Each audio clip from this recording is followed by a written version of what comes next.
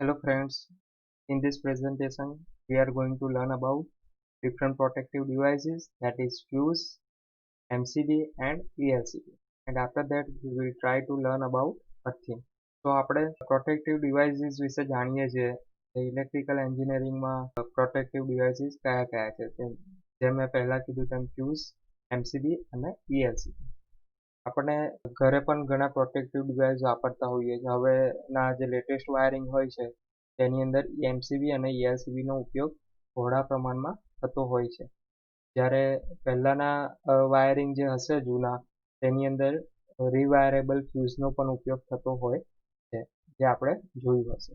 Protective ડિવાઇસીસના main function શું હોઈ શકે? Then main function of the protected devices is to detect the faulty condition and disconnect the faulty part or circuit from the system. બાકી જે power system છે, આખી circuit છે, અથવા તો આખું જે વાયરિંગ છે, ઘરનું લો કે ઇન્ડસ્ટ્રીનું લો કે પાવર સિસ્ટમનું લો, એની અંદર જ્યારે પણ ફોલ્ટ થાય છે ત્યારે પ્રોટેક્ટિવ ડિવાઇસ શું કરે છે, એ જે ફોલ્ટી પાર્ટ છે અથવા તો ફોલ્ટી સર્કિટ છે તેને હેલ્ધી સર્કિટથી દૂર કરવાનું કામ કરે છે, જેથી ફોલ્ટ વધારે ફેલાય નહીં અને બીજા જે હેલ્ધી પાર્ટ હોય, હેલ્ધી વર્કિંગ કન્ડિશનમાં હોય, એને કોઈ પ્રકારની ત્યાં આગળ ફોલ્ટ ક્રિએટ થાય. જનરલી 3 પ્રકારના પ્રોટેક્ટિવ ડિવાઇસીસનો ઉપયોગ થતો હોય છે. જેમ આપણે જોયું, પહેલા નંબરનું ફ્યુઝ છે, MCB છે, that is miniature circuit breaker, ત્યારબાદ ELCB છે. બરાબર, આપણે વન બાય વન દરેક વસ્તુ ડિટેલમાં સમજવાનો પ્રયત્ન કરીશું. First one is fuse. Fuse આપણને ખબર જ છે બધાને. એનું ફંક્શન શું હોઈ શકે? તો કે when current flowing through the fuse element exceeds its predetermined value, then the fuse wire melts down and it interrupts the current flowing through the circuit. Hence it protects the circuit from the excessive current. જ્યારે આપણા ઘરમાં કે ક્યાંક કોઈ મશીનમાં કે કોઈ electrical ડિવાઇસની અંદર ફોલ્ટ થતો હોય છે, ત્યારે તેનો કરંટ ખૂબ જ વધી જતો હોય છે. ફોર સે 10 ટાઈમ્સ ઓર 20 ટાઈમ્સ. તો એટલા બધા વધેલા કરંટને જો એટલો બધો કરંટ પાસ થાય તો જે હેલ્ધી વર્કિંગ કન્ડિશનના મશીન કે ડિવાઇસ હોય એને પણ એટલો કરંટ એ બેર કરી શકે નહીં. એટલા માટે જે ફ્યુઝ એલિમેન્ટ હોય એ પોતે મેલ્ટ થઈ જાય. એટલા બધો કરંટ જાય એટલે ટેમ્પરેચરથી ફ્યુઝિંગ એલિમેન્ટ મેલ્ટ થઈ જાય અને એ આખી જે સર્કિટ છે એને પાવરથી અલગ કરી નાખે. કન્સ્ટ્રક્શનમાં 5 એલિમેન્ટ હોય છે. એક ફ્યુઝ એલિમેન્ટ, બીજું fuse type, and caps, terminals અને આર્ક ક્વિન્ચિંગ મીડિયમ. તો આપણે એની ડાયાગ્રામ જોવાનો પ્રયત્ન કરીએ. આ રીતે આખી એની ફ્યુઝ બોડી છે. ત્યારબાદ આ એન્ડ ક્લેમ્પ છે અથવા તો ટર્મિનલ છે. આ ફ્યુઝિંગ એલિમેન્ટ છે, જે છે આ જે વચ્ચે આખું જે છે that is fusing element. Fuse body છે, એન્ડ કેપ છે, ટર્મિનલ્સ છે અને આ ફ્યુઝ એલિમેન્ટ. એની વચ્ચે જે આ ડોટ ડોટ દેખાય છે that is arc quenching medium. એ વેક્યુમ હોઈ શકે કાં તો ક્વાર્ટઝ એન્ડ પાવડર હોય છે. અહીંયા જે વધારે કરંટને કારણે જે આર્ક કદાચ ઉત્પન્ન થાય તો એ આર્કને ઓલવવાનું કામ કરે. આ રીતે આખું ફ્યુઝનું કન્સ્ટ્રક્શન છે બેઝિક. ફ્યુઝના અમુક એડવાન્ટેજ અને ડિસએડવાન્ટેજ છે આપણે જોઈએ over the different protective devices, that is MCB and ELCB. એડવાન્ટેજમાં છે simplest form of protective device, then automatic operation, very low cost, required no maintenance, minimum value of current can be interrupted by fuse. ઓછા કરંટને fuse દ્વારા આપણે protection પૂરું પાડી શકીએ છીએ. પછી છે ઇન્વર્સ ટાઈમ કરંટ કેરેક્ટરિસ્ટિક્સ, એટલે કે જેટલો વધારે કરંટ હશે, ફોલ્ટ જેટલો મોટો હશે, એટલો જલ્દી ફ્યુઝ મેલ્ટ થઈ જશે. ડિસએડવાન્ટેજમાં છે after fuse operation fuse or fuse element require to be replace. અમુક જે રિવાયરેબલ ફ્યુઝ હોય છે એની અંદર વાયર ફરીથી બાંધવો પડે છે, એટલે કે આપણે ફ્યુઝ એલિમેન્ટને રિપ્લેસ કરવાની જરૂર પડે છે. Second one is replacement process is time consuming. હવે એકવાર ફ્યુઝનો એલિમેન્ટ ડેમેજ થઈ જાય ત્યારબાદ એને રિપ્લેસ કરવામાં થોડો ઘણો સમય લાગી શકે છે અને એટલા સમય દરમિયાન પાવર સપ્લાય બંધ રહે. That is its disadvantage. Now different type of fuses. ફ્યુઝના પ્રકાર હોય છે અમુક. એમાં પહેલું છે open type fuse, rewirable fuse or semi-enclosed type fuse. Third one is cartridge type fuse, and fourth one is HRC. આની અંદર ઘરની અંદર જે વપરાય છે that is rewirable fuse and cartridge fuse. જ્યારે HRC fuse છે એ મોસ્ટલી ઇન્ડસ્ટ્રી એપ્લિકેશનમાં યુઝ થાય છે. આપણે HRC fuse જોઈશું, high rupturing capacity fuse. It is also known as high rupturing capacity fuse. This type of fuse are used for industrial as well as distribution purposes. Distribution જે purpose છે, આપણા ઘરે જ્યાંથી power આવે છે જે ટ્રાન્સફોર્મરમાંથી, ત્યાં પણ જે ફ્યુઝ વપરાય છે એ HRC પ્રકારના ફ્યુઝ હોઈ શકે છે. The HRC type fuse are designed to protect the equipment against very high current. એ તો ફ્યુઝનું જે બેઝિક ફંક્શન છે એ જ છે. In this type of fuse, the arc produced during the operation of the fuse element is extinguished by quartz sand powder. એટલે આપણે જે ફ્યુઝના ડાયાગ્રામમાં જોયું હતું એના કન્સ્ટ્રક્શનમાં, એની અંદર જે ક્વાર્ટઝ સેન્ડ પાવડર નાખેલો હતો એના દ્વારા જે કરંટનો સ્પાર્ક ઉત્પન્ન થશે એને ઓલવવાનું કામ કરશે, ક્વિન્ચ કરવાનું કામ કરશે. HRC ફ્યુઝના અમુક એડવાન્ટેજ છે એ આપણે જોઈએ. It can be interrupt very high current. એ આપણે જોયું કે ડિસ્ટ્રીબ્યુશન સિસ્ટમ તથા ઇન્ડસ્ટ્રીની અંદર એનો ઉપયોગ થાય છે, જેથી ખૂબ હાઈ કરંટ હોય તેને પણ એના અગેન્સ્ટ પ્રોટેક્શન આપવા માટે સક્ષમ છે. Its operation is very fast. ખૂબ જ ઝડપી એ કામ કરે છે. ઇન્વર્સ ટાઈમ કરંટ કેરેક્ટરિસ્ટિક એ આપણે જોયું છે, કરંટ વધારે, જેટલો ફોલ્ટ મોટો હશે એટલો કરંટ વધારે હશે, અને જેટલો કરંટ વધારે હશે એટલું જલ્દી ફ્યુઝ ઓપરેટ થશે. Low cost compare to other protective devices. HRC ફ્યુઝની કોસ્ટ લો હોય છે compared to other protective devices, that is MCB and PLC. Required no maintenance. Their operating characteristics are accurately known. પછી disadvantage જોઈએ. After each operation it must be replace. Of course HRC fuse જ્યારે અંદરથી black થઈ જાય, તમે જોશો અમુક ડિવાઇસીસમાં તમને પણ અનુભવ હશે કે જ્યારે ઓપરેટ થાય ત્યારે પોતાનો એલિમેન્ટ મેલ્ટ થઈ જાય છે અને બ્લેક કલરનું આજુબાજુ લેયર બની જતું હોય છે. It cannot be interlocked with other devices and its contact can be affected by heating produced during the operation of. એના જે કોન્ટેક્ટ છે એ ઓપરેટિંગ દરમિયાન જે હીટ પ્રોડ્યુસ થાય છે એનાથી અફેક્ટ થવાના ચાન્સીસ હોય છે. તો this are the disadvantages of HRC fuse. ત્યારબાદ આપણે સેકન્ડ પ્રોટેક્ટિવ ડિવાઇસીસ જોઈએ. That was MCB, miniature circuit breaker.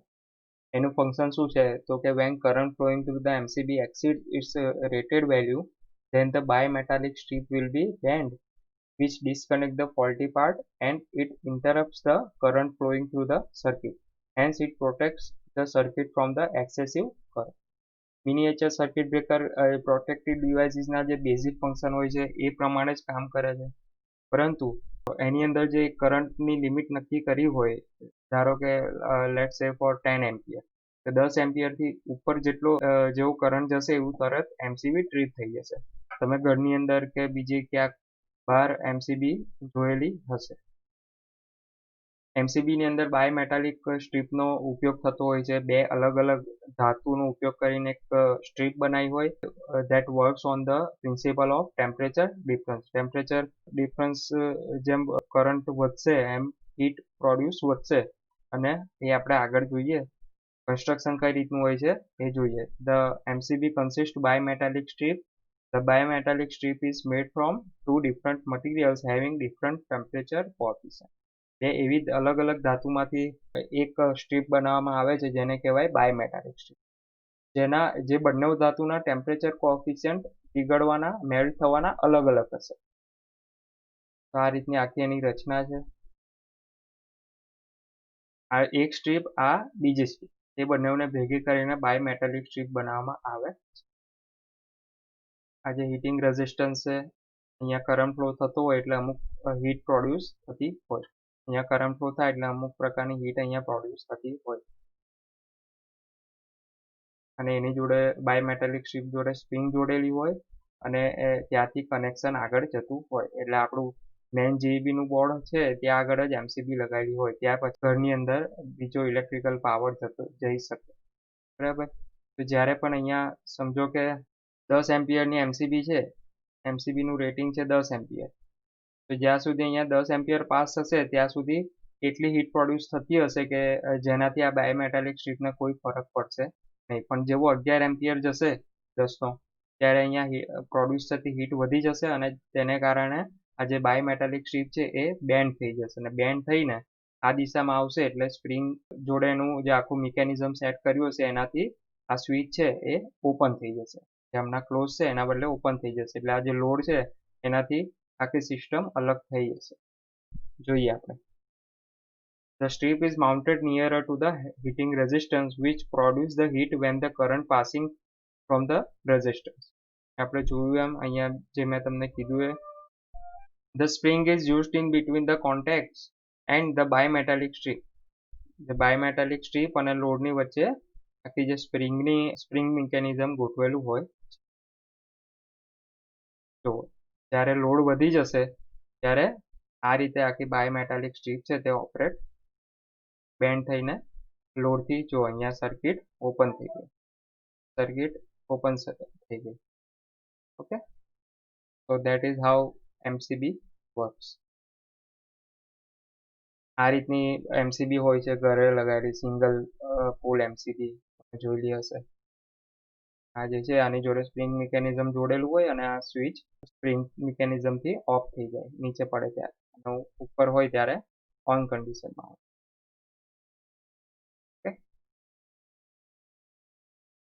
હવે જોઈએ third protective device, that was ELCB. ELCB નું ફૂલ ફોર્મ છે earth leakage circuit breaker. So the ELCB is a protective device. It protects the circuit when the leakage current flowing through the earth. It is always connected in series with earth line or earth wire in between outer frame of electrical machine and earth. આપણે જોયું MCB ને fuse જે હતા એ જે પ્રથમ બે protective devices હતા એ લોડની અંદર મતલબ ઘરની અંદર કોઈ ડિવાઇસની અંદર ફોલ્ટ થાય છે અને ડિવાઇસ જે ઘરનો આખો કરંટ છે એ જ્યારે વધી જાય છે અમુક હદ કરતાં ફોલ્ટને કારણે ત્યારે એ બંને પ્રોટેક્ટિવ ડિવાઇસ ફ્યુઝ અને એમસીબી ટ્રીપ થાય છે.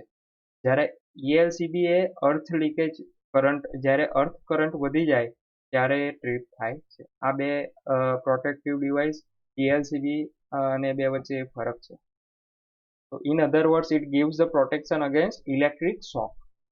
The ELCB is widely used in the household application to protect against earth leakage. હવે ELCB છે એ મેજરલી કોઈ માણસને શોક ના લાગે એના માટે ઉપયોગ થતો હોય, જ્યારે એમસીબી અને ફ્યુઝ એ ડિવાઇસને બચાવવા માટે ઉપયોગ થતો હોય. એ આપણે આગળ ડિફરન્સ જોઈશું. ELCB નું મેઇન ફંક્શન છે when the leakage current flowing through the ELCB it will operate and its contact placed in the main line circuit will be open, hence it protects against the earth leakage. જ્યારે પણ અર્થ leakage થાય છે ત્યારે એ સર્કિટને main line સર્કિટને open કરી નાખે છે અને એ રીતે અર્થ લીકેજની અગેન્સ્ટ આપણને પ્રોટેક્શન પ્રોવાઈડ કરે. અહીંયા ELCBની વર્કિંગ સમજવા માટે એક વિડીયોનો સહારો લઈશ. એ વિડીયોના હેલ્પથી તમને ઇઝીલી खबर पड़ सके कई रीते आपको ELCB वर्क करते हो. तो ये एक RCCB का हमारा इंटरनल सर्किट्स है जिसके अंदर एक आयरन कोर होता है और इस आयरन कोर के ऊपर 3 वाइंडिंग्स होती हैं, यानी एक फेज वाइंडिंग, एक न्यूट्रल वाइंडिंग और एक ट्रिप कॉइल की वाइंडिंग. तो नॉर्मल कंडीशन में इसका डिजाइन इस तरीके से किया जाता है कि फेज और न्यूट्रल वाइंडिंग की जो पोलैरिटी है वो इस तरीके से डिजाइन की जाती है कि नॉर्मल कंडीशन में एक वाइंडिंग के अंदर की जो एमएमएफ है वो दूसरे वाइंडिंग की एमएमएफ का अपोज करे, यानी फेज वाइंडिंग के अंदर डेवलप होने वाला एमएमएफ न्यूट्रल वाइंडिंग के एमएमएफ का अपोज करे. यानी अगर हम नॉर्मल कंडीशन की बात करें तो नॉर्मल कंडीशन से जो लाइव वायर से जो भी हमारी करंट एंटर करेगी उतनी ही करंट हमारी न्यूट्रल वायर से रिटर्न हो जाएगी, जिसकी वजह से दोनों का जो रिजल्टेंट एमएमएफ होगा, यानी इस वाइंडिंग और इस वाइंडिंग का जो हमारा रिजल्टेंट एमएमएफ होगा वो जीरो होगा और जीरो होने की वजह से ट्रिप कॉइल की वाइंडिंग से कोई भी करंट फ्लो नहीं होगा. अब जैसे ही सर्किट के अंदर कोई हमारा फॉल्ट डेवलप होता है तो इस फॉल्ट के डेवलप होने की वजह से यहाँ से कुछ लीकेज करंट फ्लो होना शुरू हो जाएगा, यानी इस फेज वायर से एंटर करने वाली करंट का कुछ हिस्सा इधर लीकेज करंट की तरफ जाएगा।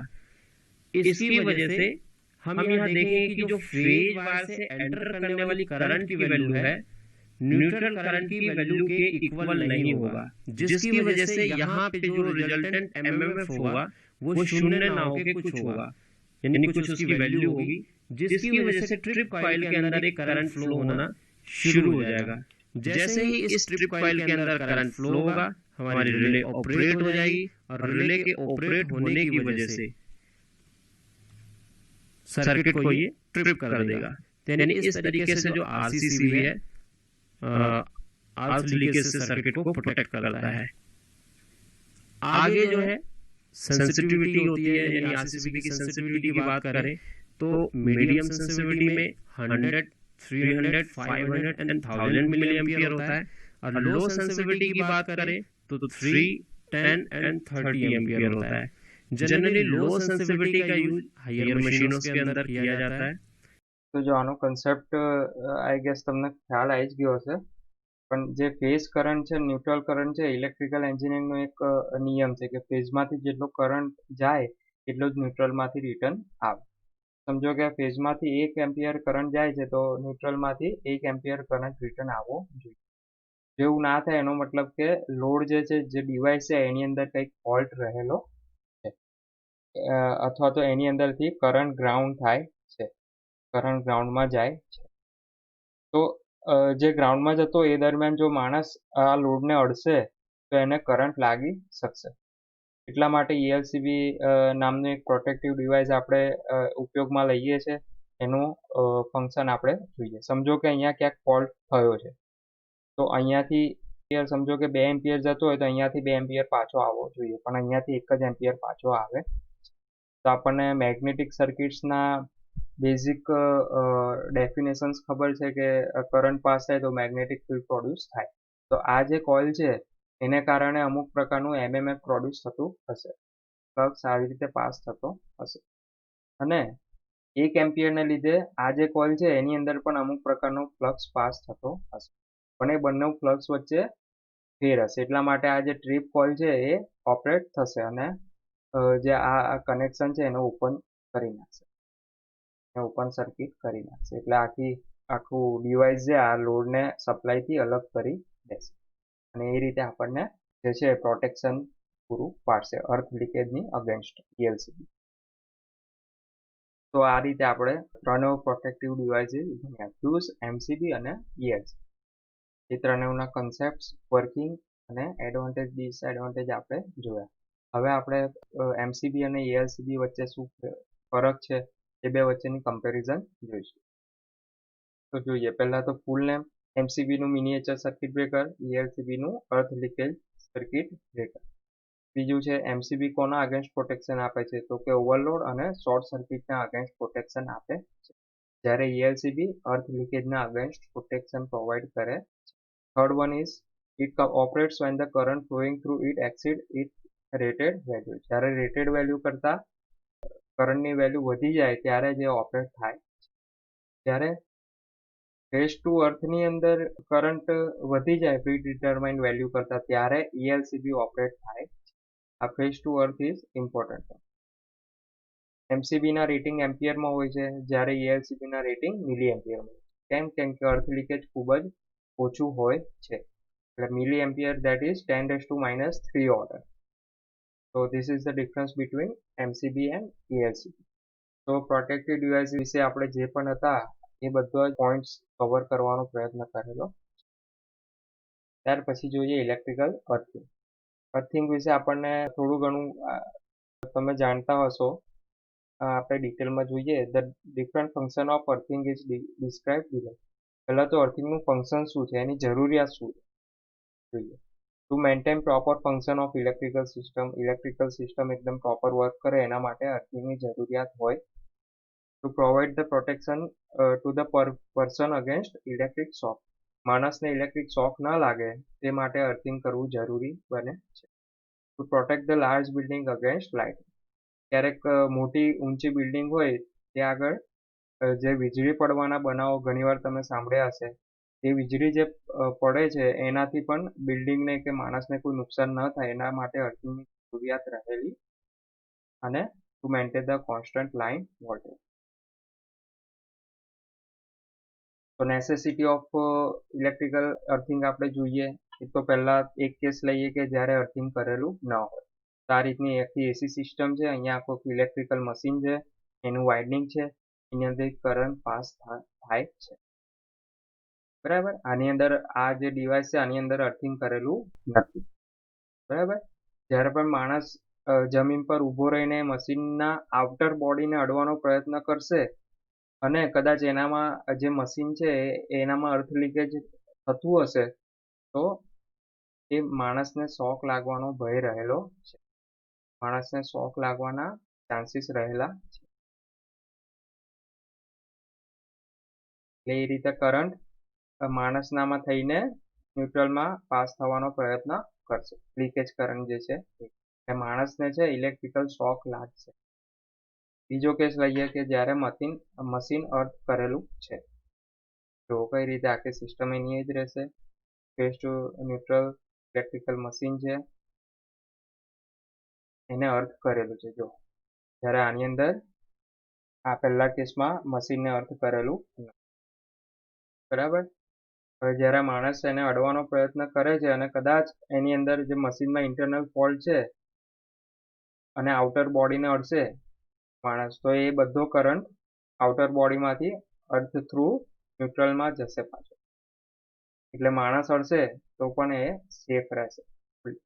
જ્યારે આ કેસમાં માણસ જોડે ઇલેક્ટ્રિકલ એક્સિડન્ટ થવાના ચાન્સીસ રહેલા. અર્થિંગનું બીજું પણ એક કારણ છે કે ઘણીવાર ઓવરલોડિંગને કારણે ઇસ્યુ થતા હોય છે. બધા ઇક્વિપમેન્ટ તમે એક સાથે ચાલુ કરી દો, ફેન છે, આયર્ન છે, ફ્રીજ છે, કમ્પ્યુટર છે, ટ્યુબલાઇટ છે વગેરે વગેરે, તો that is called overloading current. ત્યારે કરંટ ખૂબ વધારે હોય છે. હવે અર્થિંગના પ્રકાર જોઈએ. અર્થિંગના 3 પ્રકાર છે. Earthing can be done by connecting the outer frame of all electrical appliances or machines to the earth through the low resistance conductor. હવે કંડક્ટરની અંદરથી જે કરંટ પાસ થાય છે અને માણસને જે કરંટ લાગે છે એનું કારણ એ છે કે માણસનો રેઝિસ્ટન્સ ઓછો છે.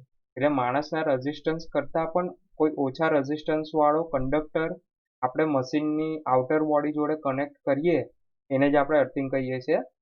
તો માણસમાંથી કરંટ જવાના ચાન્સીસ ઓછા થઈ જાય છે. એટલા માટે માણસ જોડે ઇલેક્ટ્રિકલ એક્સિડન્ટ થતો નથી. તો જોઈએ, અર્થિંગના 3 પ્રકાર છે.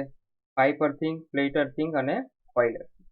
પાઇપ વડે પણ અર્થિંગ થઈ શકે, પ્લેટ વડે પણ થઈ શકે અને કોઇલ વડે પણ થઈ શકે. 1 બાય 1 જોઈએ. First one is pipe earthing. Pipe અર્થિંગની અંદર જો આ ગ્રાઉન્ડ લેવલ છે, અર્થિંગ હંમેશા ગ્રાઉન્ડની નીચે કરવામાં આવે છે. ગ્રાઉન્ડ લેવલ છે, ટોટલ 4 મીટર નીચે ખાડો ખોદવામાં આવે અને ત્યાર પછી આ રીતની પાઇપ જે છે એ ગેલ્વેનાઇઝની પાઇપ મૂકેલી હોય છે.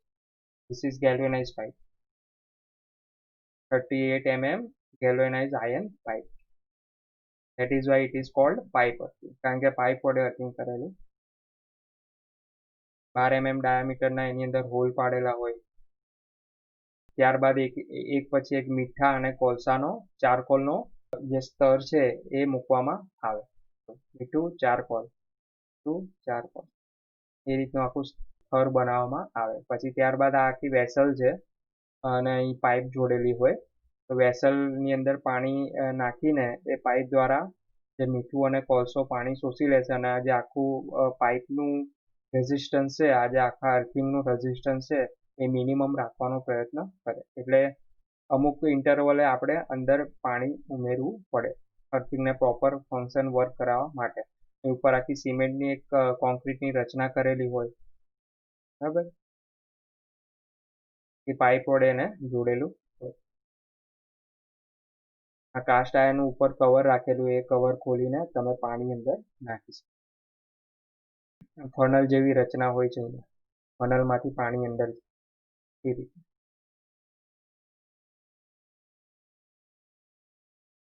આ રીતની આખી 60 સેન્ટીમીટર નીચે રચના કરેલી હોય છે. This is how pipe earthing looks like.